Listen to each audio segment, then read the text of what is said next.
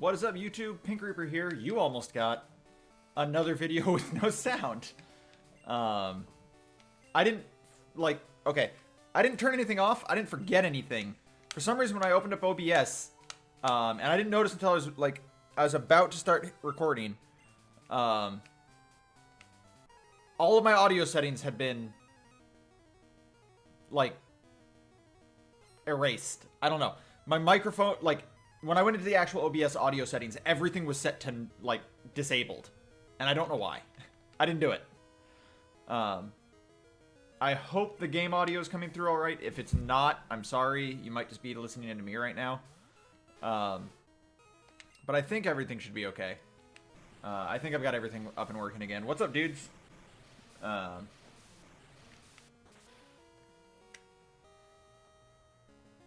Haven't really had much going on since I last recorded. I was about to say I have nothing long-winded to rant about, but I actually do. So, since I last recorded, the whole fucking, EA Battlefront 2 bullshit happened, right? And, oh, don't do that. Don't do that. Oh, if only I still had If only I still had a Rain Dance. I could just put Rain Dance on this Pokemon. I could be Rain Dance 3 attacks. That wouldn't even be bad. Don't Fire Punch me, bro. That's gonna do a lot of damage. Yeah, wasn't that bad. Alright, I didn't even miss. Nice. Okay, so... yeah, this was what? 4 or 5 days ago? I think it was, maybe right after I uploaded, the last part. So, there's the whole bullshit that happened with, EA released the beta for Star Wars Battlefront 2 just before the game was released. And it all, for, the long and the short of it, for anyone who hasn't kept up with it, is, they locked away, most of the, the well-known characters, all of the special characters, Darth Vader, Luke Skywalker, and all of them. They locked them away behind a paywall. Now, not in the sense that you had to spend money to buy them, but you either had to spend real money to buy credits that you would use to get them, or you would have to use the in-game credits that you could only get by playing the game and getting loot boxes. And Nidoking's probably dead. Oh, yes! Barely made it. Someone, mathed it out. And in order to actually, unlock everything while doing that, you'd have to play for, 2,100 hours. It was some insane high number. It was basically, it was not feasible to attempt to get every character, all of the characters in the game. It wasn't feasible to do any of that kind of stuff. And, what made it worse was the fact that, again, you could actually, day one, just buy those characters, essentially. You could spend money and get them. And obviously they were way better than other characters. You're late, dude. Sorry, dude. Now I have to surf back the slow way. But yeah, so, someone could literally just pay to win, essentially, right? And it caused a shitstorm. There was some official response from EA and on Reddit, and it's now the most downvoted comment of all time. Oh lord, I'm sure that really, sucks for them being super downvoted and anything like that. And people are losing their fucking minds. And I'm sure EA is crying their tears with all the fucking money that got spent on that game anyway.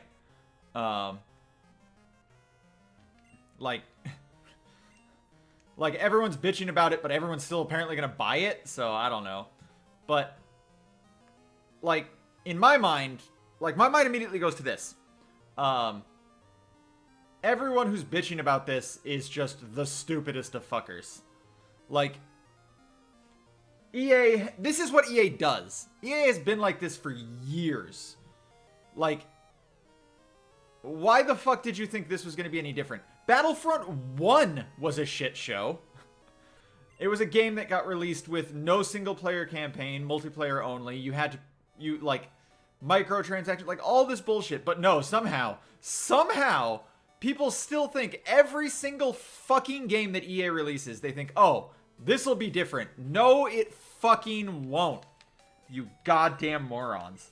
I haven't bought an EA game in forever. I think the last EA game I bought was actually SSX 3. No, it was SSX, the PS3 version. And even that had kind of gotten like the shitty EA treatment. Like, they removed a lot of the soul of that game, and I was just like, I shouldn't have bought this. It's not bad, mind you, and that's the thing. Most of EA's games aren't bad. They're just not good. Like, they are... Or rather, they're sort of soulless, I guess would be the correct way to say that. The same way I felt about SSX. Like, your first Pokemon is Gyarados, right? Gyarados or Pidgeot, something like... I think it's Pidgeot. Yeah, I should be okay like this. But, like, they sort of remove anything that gives it identity and just sort of, like, pre-packages it the same way they do with, you know, all their games. And they've been doing it for a really long time. But when I really started becoming anti-EA was, back when they bought PopCap. And I'm going to get into that in a minute. But anyway, so yeah, going back to Battlefront 2, like, this is all, like... Oh, I might lose this. Like, this was all easily seen, like, coming. Everyone should have known this was going to happen. But of course, everyone's all bitching as if, like, it's some surprise. And yet, it's like, just stop giving them money. If you stop buying their shit, like, the company will fail and go away, and someone else can make the games and be better about it. But that's neither here nor there. What I do want to talk about, though, is, like, how we sort of ended up in this situation. How, games have become sort of this loot box bullshit, pay-to-win sort of insanity that a lot of AAA games sort of are now. And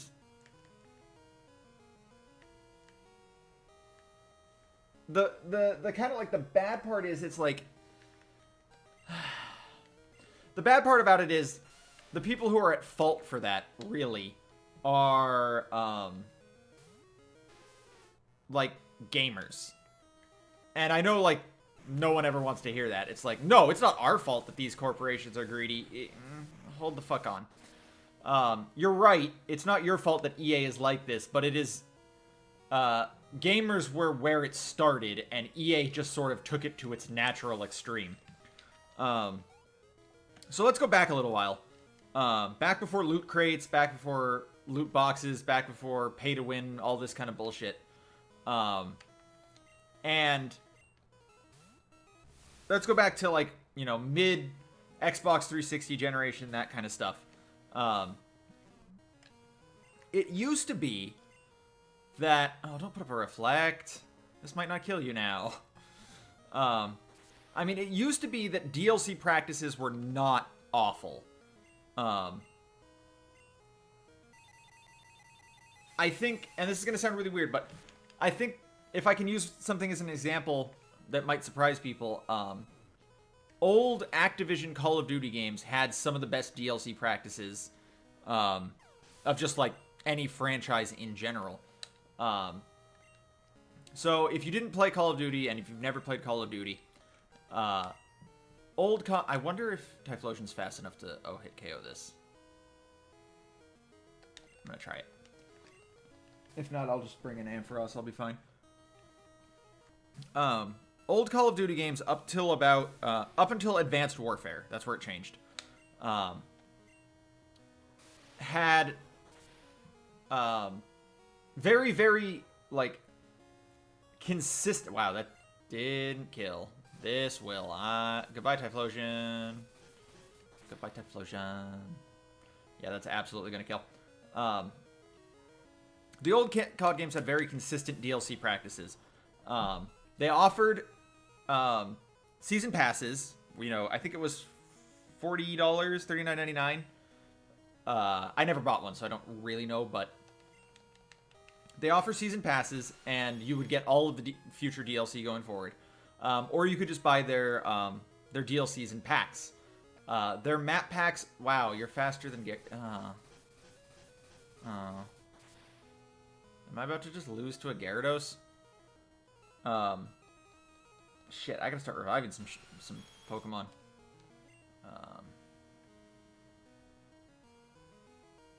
Alright, Snorlax, I need you to take a hit. I recovered leftovers like that? Okay. The DLCs were really good for, I'm gonna need Typhlosion for his Executor. For, like, what they were. They were a little pricey, in my opinion. I think they were, like, $12. Oh, why you gotta be like this, dude? Why you gotta be so rude?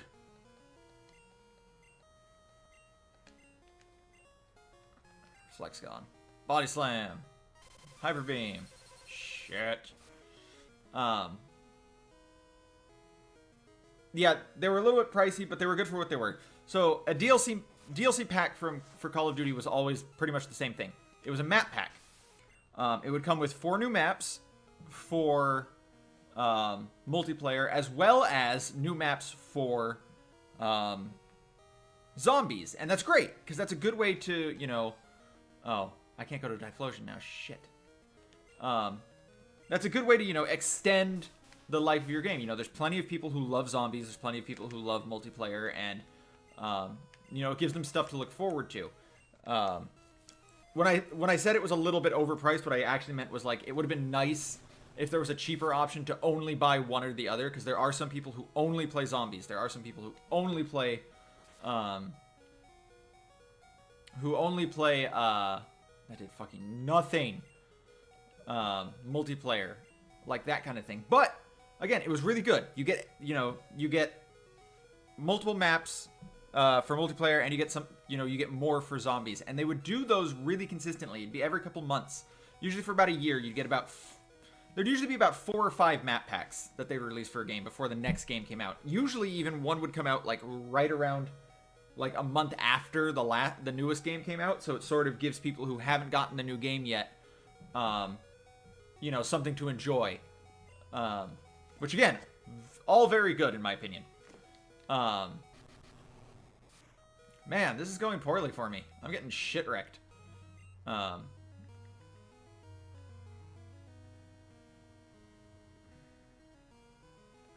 Chances Lapras is faster, really low. But, oh, thank God. But yeah, so the DLC practice there was actually really good. All that was really good. It was priced reasonably. It was a really good, way to extend the life of the game, stuff like that. Oh, don't do that. Don't do that.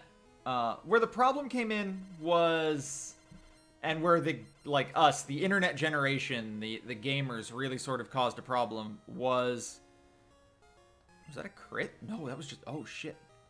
Nice. Was when mobile gaming became a thing. So most console gamers aren't big mobile gamers. Like, that's just true. The mobile gaming generation is mostly like young kids, females, non-gamers, that kind of thing. But the problem is, it's sort of those games sort of garnered internet mentality. People don't want to pay for those games. They want to just get those games for free. They believe they shouldn't have to pay for those games. They're like, these games are so small, who cares? And there's so many free games. Why pay, why pay $5.99? Why pay $6.99 for this game when I could get, a bunch of 99-cent games or free games? It doesn't matter, they'll all waste my time. Who cares which one's better, right? And that's just sort of a, let's be honest here. That's a very common mentality when it comes to gamers. It's like, why should I pay for this? Why should I pay for that? Oh, thank God that didn't kill me. I should get this for free. I should get that for free. Why are you making me pay for this? Why are you making me pay for that? The internet just loves to fucking steal stuff, let's be honest. Go on Imgur right now. And there will be, like, on the front page, dozens, hundreds of, just stolen artwork and webcomics and stuff like that. Just be like, yeah, I'm just taking, someone else made them, but I want, you know, I want attention for it. Go on YouTube, find TV shows. Like, why pay for Netflix when you can just steal shit? Why have a Crunchyroll subscription or a, you know, any of the various anime things? Again, I can just steal it. I can go on, what is it? Go Anime. Like all that kind of stuff. Like, we love to steal shit. Let's be honest here. And we want to, like, it's not that we love to steal it. We just want it to be free. Like, that's the thing.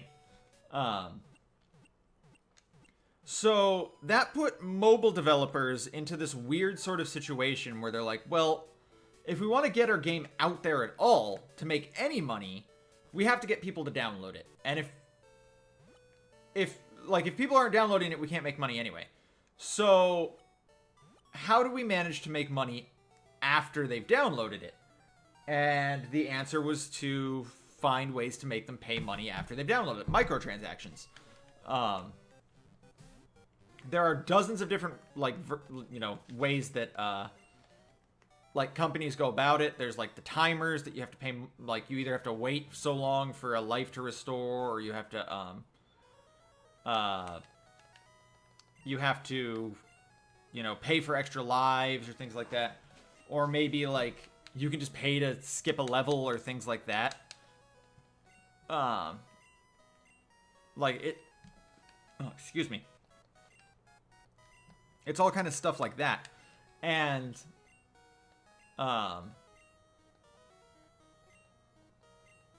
this is where the problems arise. So,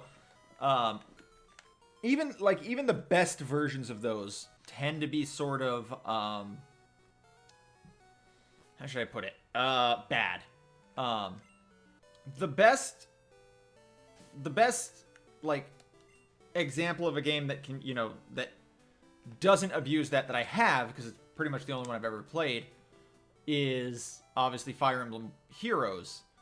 It's a gacha style game, which is pretty lenient, honestly, in terms of difficulty and, like, getting everything done. Like, you don't have to spend money at any point to win in that game. Never do you have to, really. And they're very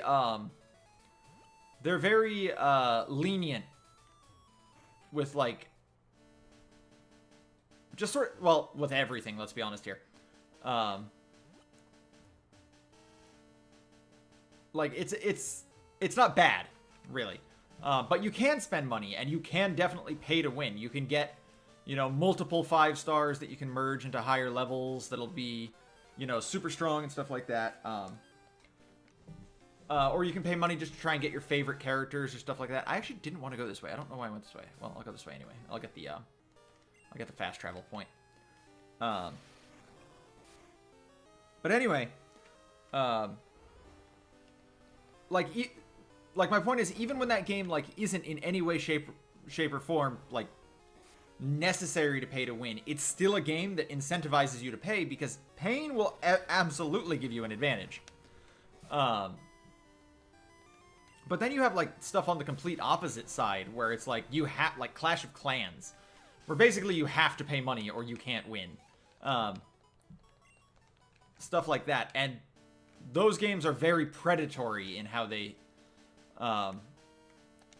do their microtransactions and things like this.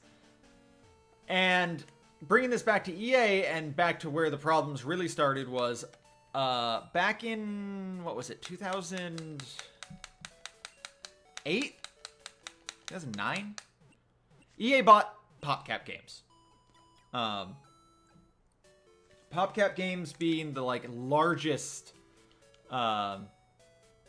developer company for, like, ownership company, I should say, for mobile games. And when that happened, there was sort of a noticeable change, both in how those games operated and how EA operated. Oh, I thought you wanted to battle. Fuck off, huh? Wasn't there someone over here who wanted to battle? They really started pushing the microtransactions in, like their mobile games even more. In fact, there was a story that just recently came out from one of the developers of Plants vs. Zombies, when they made Plants vs. Zombies 2, that says he got fired because he didn't want to push microtransactions and pay to win even harder in... who the hell wanted to battle me? He didn't want to push pay to win and microtransactions into Plants vs. Zombies 2, and he just got fired. Plants vs. Zombies 2, I have played it, and it is very, very pay to win. Most of the game you can complete without paying anything, although it is extremely difficult. But some of the later worlds that they added are borderline impossible without obscene amounts of grinding or just, like, spending money. Which you might note is sort of the opposite of what you'd want.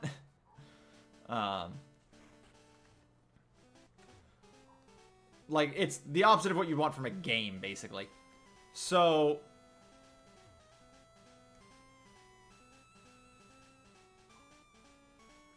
right then and there, I feel, is when EA sort of just, like... they're like, hey, this is a good way to do this. So, I think Plants vs. Zombies 2 might actually have been what did it. Because they saw this business model, and they're like, we can do this. Plants vs. Zombies 2 is free. You download it for free. All the profits from it would be from microtransactions. And I'm going to go through the Elite Four again. I think that's what I'm going to do.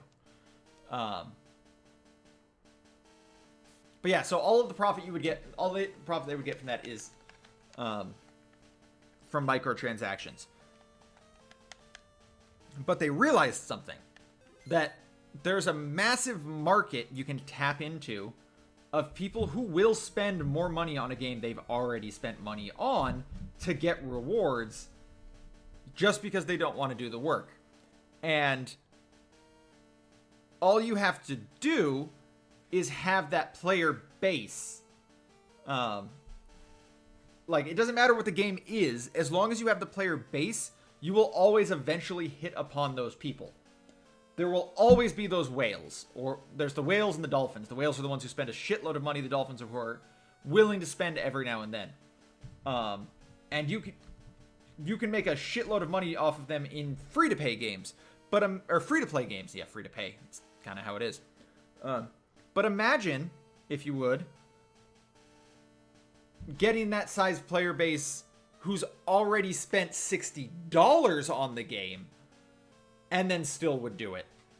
And that's where, I think that's where the switch came in. They were like, they took the really shitty, like, free games, we want free games mentality that gamers gave them and took it to the logical extreme where,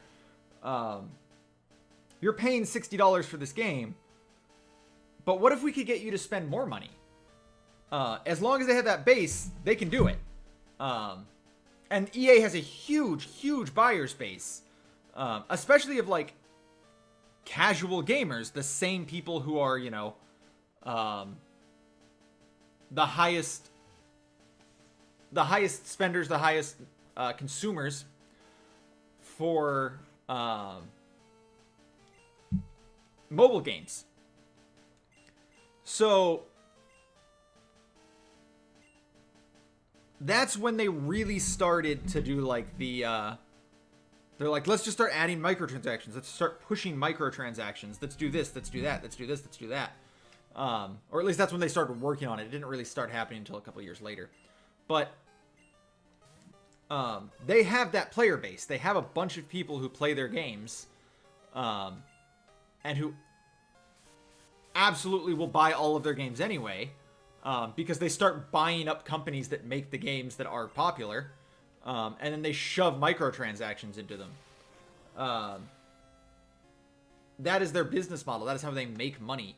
And again, it's kind of our fault. I mean, you can't blame, like, I don't blame everyone for EA doing this, but I'm saying it's like we started that path that turned into EA. But it's a fixable problem. That's the thing. If people would just stop buying their games, we wouldn't have to worry about this anymore. Stop giving them money. They won't make money. They have to change. Again, that's not currently what's happening. And then, obviously, it got a lot worse recently as well with the introduction of loot boxes. That's actually not EA's fault. If you're going to blame anyone for that, you should blame... you should blame Valve, honestly. I can't think of a company that did it before Valve, where they introduced the boxes, wherein you could get camo drops or things like that, or guns, by buying keys that you would use to open the boxes. And loot boxes have become just like a legitimate form of gambling now, but whatever. And anything like that, I can guarantee you, anything that is like that, that earns money, that is, easily pushed onto, the whales, the dolphins, those kind of consumers, I can guarantee you, that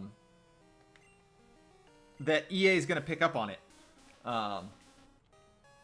Whatever the next big thing, the next big moneymaker is, they're just going to start putting that in their games too. This isn't over. EA's not done. It doesn't matter how much of a backlash there is, as long as people keep buying their games.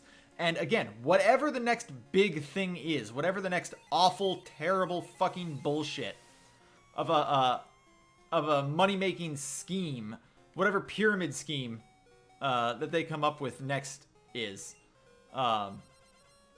EA's gonna be on it. Trust me. Like, I've seen it so many times, and it's what they do. And you want to know what I think it's going to be? You want to know what me personally I think it's going to be? I think it's going to be episodic content. It did not work with Half-Life, obviously, because the game never ended, or never came out. It didn't work with Hitman, just because some people were sort of bothered by having to, keep spending money on the game they already bought. But I think it will work with Final Fantasy VII. Because Final Fantasy VII fanboys are huge fucking fanboys. They are like Star Wars fanboys, who will absolutely still buy this Star Wars game despite bitching about it constantly. They're the same people who went and saw every single prequel movie multiple times, despite them being a travesty that ruined the sanctity of their favorite series. Final Fantasy VII fanboys are similar. They will buy every single episode, and EA will realize that they can start releasing their games episodically. They can literally just cut out parts and make you pay full price, as opposed to paying, $20 for DLC like they've been doing. They're going to make you pay for all of it. For every single part. And I can guarantee you that if Final Fantasy VII pulls it off, that is what comes next. And EA will not stop. And again, that's on us. That is on the gamers for giving them this money, for showing them that this is how to do it, for saying, yes, this is what we will do. We demanded that the cell phone games, the iPhone games and such be free. So we got the games for free. But they still got to make money. And as long as we give them that money, they're like, okay, this works. We'll keep doing this. And I'm not blaming those companies for that. I'm not, for trying to make money.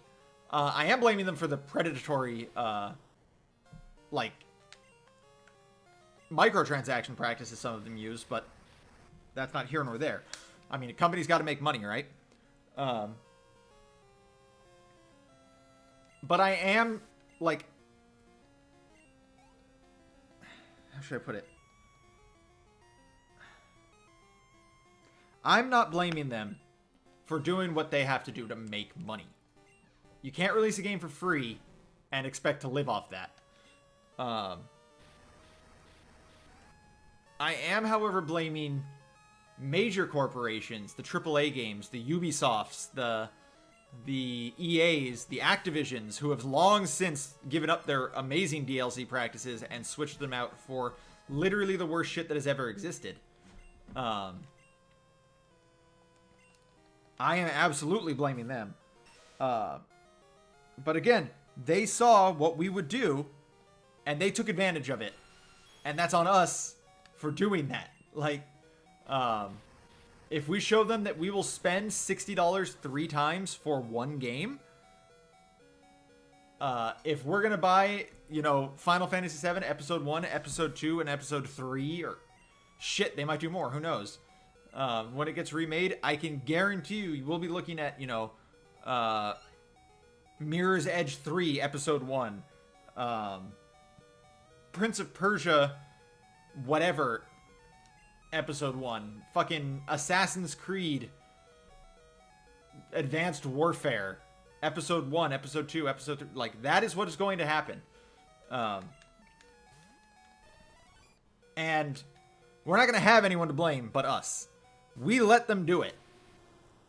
All they're doing is giving what people, all they are doing is giving the product that people are paying for.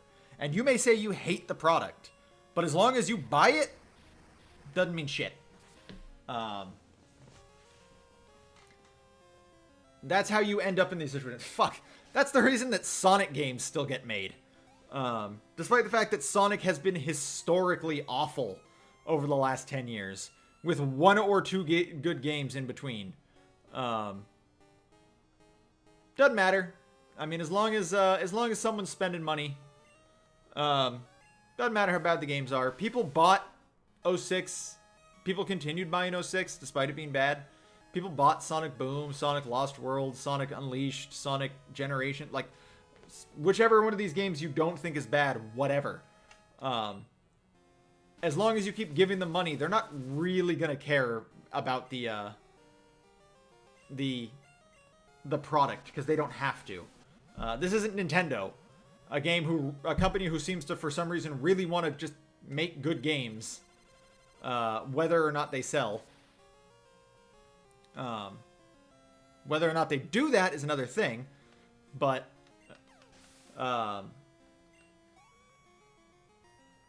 yeah, like, what else is there?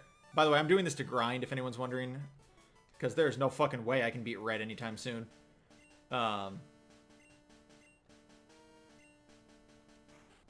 Like, yeah, I don't know. I don't really have a good solution to this problem other than that. Than just saying, you know, fucking stop spending your money on these games. And I'm sure, I doubt there's a lot of people watching my videos in general, who are buying these games. But, like, that's what you need to get across. Don't go to Disney and be like, look how fucking awful EA is. Disney doesn't give a shit how awful EA is as long as the game sells. They get their fucking money. It's not gonna hurt their bottom line. It's not gonna hurt their shareholders. Like, it's just, it's dumb. There's a lot of dumb. I'm gonna need Nidoking to be at full health. It's a vote with your wallet kind of thing, and that's something that no one ever seems to do. No one ever really votes with their wallet. No one ever really takes the time to be like, no, I'm not gonna buy that. I haven't bought an Ubisoft game or an EA game in fucking forever. Even when I really want to. Stick of Truth and Fractured Butthole, which is recently came out. I wanted both of those games so bad. Mario and Rabbids on the Switch looks amazing. Couldn't convince myself to do it. Not as long as it's an Ubisoft game. Even though the guy who actually made it, and even though the game itself is very non-Ubisoft, he's part of the, you know, the Rayman team the team that actually lovingly crafts their games and does not worry about, DLC, microtransactions, anything like that. Even though I would love to support the games he makes, the problem is the money goes to the company. So I couldn't do it. You want EA to stop doing this bullshit? Stop buying their games. That's all there is to it. None of this fucking downvoting a thread on Reddit as if that's going to change anything. Why don't you go dislike them on Facebook while you're at it? Fuck. Anyway, I'm getting kind of angry. I'm going to stop here, guys. I've already rambled for too long and too incoherently. I might talk about this again on the next part. I don't know if anyone cares. But until then, guys, thanks for watching. This has been Pink Reaper, signing out.